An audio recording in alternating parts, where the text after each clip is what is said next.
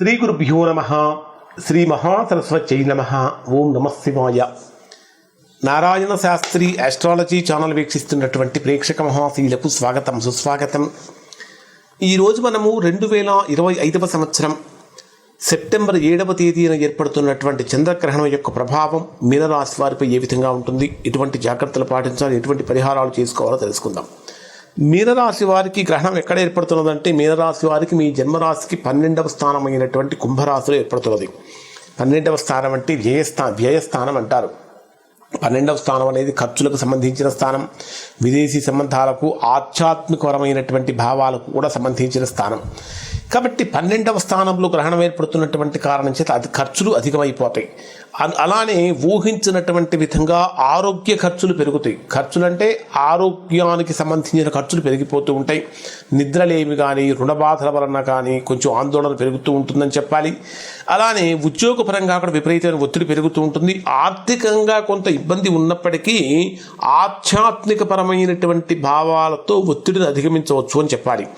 ప్రధానంగా వీళ్ళు దాన ధర్మాలు చేయటం వలన మంచి ఫలితాలు పొందే అవకాశం ఉంటుంది. అలానే సంతాన సంబంధమైనటువంటి విషయాలలో, కారణం ఏంటంటే మీనరాశికి 5వ స్థానాధిపతి కాబట్టి చంద్రుడు, సంతానపరమైనటువంటి విషయాలలో కొంచెం జాగ్రత్తలు పాటించాలి. వీరికి ప్రధానమైనటువంటి జాగ్రత్తలు ఏమిటంటే ఖర్చులను నియంత్రించుకోవటం, అనవసరమైనటువంటి వాదనలు చేయకుండా ఉండడం చాలా మంచిది.